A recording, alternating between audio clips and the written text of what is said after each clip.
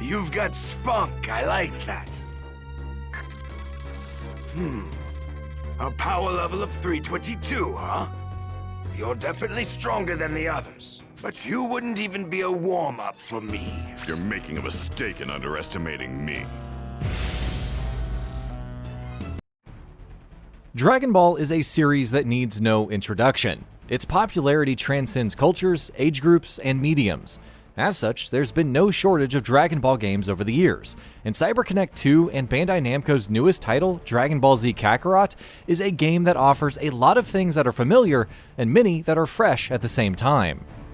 The familiarity rears its head in many ways, from the arena-style brawler combat that we've come to associate with Dragon Ball games so often, to the fact that this is probably the umpteenth time that we will be sitting through yet another adaptation of the Dragon Ball Z story. Often, that familiarity is strong enough to make Kakarot feel a bit too much like similar Dragon Ball games that have come before, and weighs down on the overall experience. It also doesn't help that the game's storytelling is wildly inconsistent. Some of the biggest and most important turns in the narrative are shown through brilliantly animated and typically over-the-top and flashy cutscenes, and in these moments, Dragon Ball Z Kakarot is able to do justice to the absurd source material it draws from. Backed up by the game's beautiful cel-shaded aesthetic and strong and vibrant art, the most big-budget cutscenes can proudly call themselves Dragon Ball bits of storytelling. However, much of the game's story is delegated to much sloppier storytelling, either through cutscenes that are defined by weird voice acting, poor lip syncing, and sloppy writing, or through cutscenes that are not voiced and as such are just sloppily written. Combined with the too familiar nature of Kakarot's story, the game's storytelling department does stumble quite a bit, though the most hardcore of Dragon Ball fans will still easily find plenty of enjoyment here. That said, though Kakarot sticks too close to the rulebook at times, it also introduces some new elements and mechanics one usually doesn't expect from Dragon Ball games. Some of these additions are made to the story as well, with Kakarot adding plenty of new scenes that show conversations or events to flesh out the story a bit more. It's something that will be appreciated more by veteran Dragon Ball fans than anyone else, but collectively it does add quite a bit to the story, helping it flow more naturally and smoothing out some of the abrupt transitions or time jumps with added context here and there.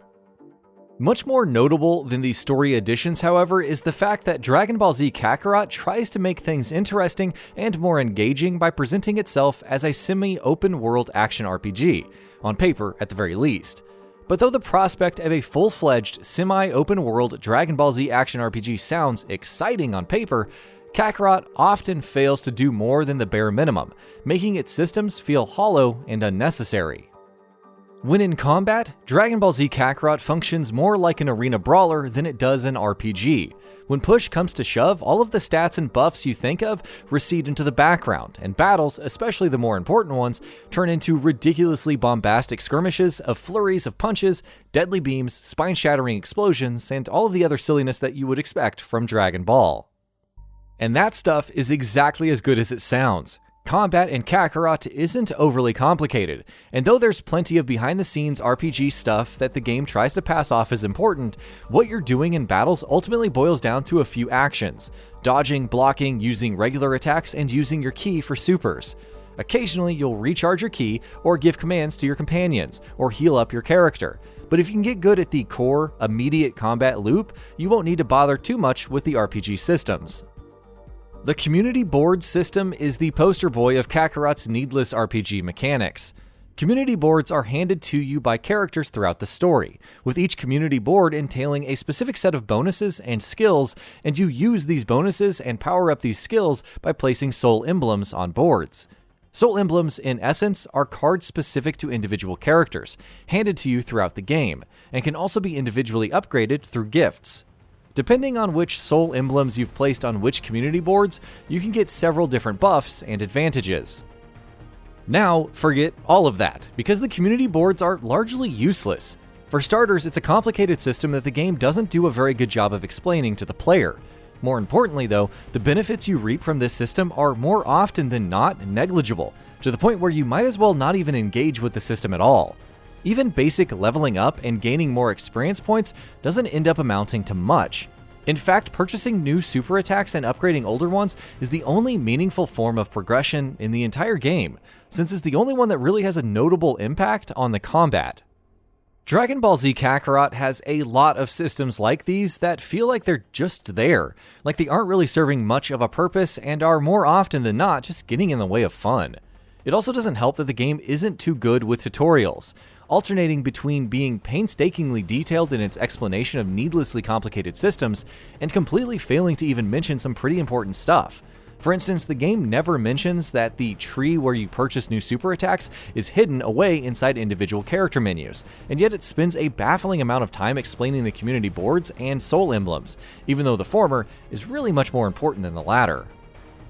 Outside of combat, Dragon Ball Z Kakarot's world and the activities that populate it suffer from problems as well. The game is divided into multiple large explorable maps, populated with quests, sub-stories, and side activities, but the bulk of your time in the open environment will be spent flying around and collecting Z-orbs, which are scattered abundantly throughout the environment and are used to upgrade and buy special attacks. It gets boring very quickly, as you can imagine, and while that could have at least been offset if the flying was actually fun, well, Kakarot stumbles in that area as well.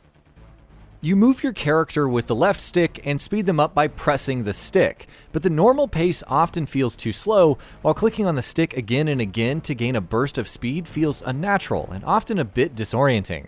Controlling your flight, in fact, is an unwieldy experience most of the time. You ascend by pressing RT or R2, and descend by pressing RB or R1. Movements as such feel too jerky and mechanical, making flight a bit of an exercise in patience. Other minor annoyances, like not being able to transition into flight in the middle of a jump, only serve to make traversal feel that much more unpolished. Outside of traversal and exploration, the activities on offer in the world are mildly fun yet generic at best and downright boring at worst. The world itself allows for activities like hunting dinosaurs, fishing, collecting minerals, and more, but none of these offer too much depth or a reason to engage with them. Meanwhile, there's plenty of side quests, and though they often bring in cameos from characters that series fans will recognize and surely appreciate seeing again, the quests themselves are boring, mundane, and unimaginative. Every variety of fetch quest you can think of is here in this game. Even the main quest line sometimes suffers from inconsistent quality, with a lot of stuff just coming across as filler, though that is at least true to the anime. Like it's here to pad out the runtime and help the game cross that coveted 30-hour playtime milestone. For fans of Dragon Ball Z Kakarot, in spite of a lot of what I've said, is not hard to recommend. It doesn't do anything surprisingly good, but it doesn't do anything especially bad either, and in the end delivers an acceptable yet inconsistent adaptation of the story that's already been told 100 times before, which is exactly what many series fans will be hoping for. Viewed on its own merits though, Dragon Ball Z Kakarot has quite a few flaws, many of which do actively hurt it. At a time when there are so many properties getting breathtaking adaptations, it feels disappointing that Kakarot barely meets the bare minimum standard. In spite of those shortcomings, it's fun enough and it's great fan service. For now, that will have to do. And that about does it for this video. If you enjoyed what you watched and want to see more from GamingBolt, you can always hit that subscribe button and turn on the bell icon next to it. That way you will never miss any of our videos.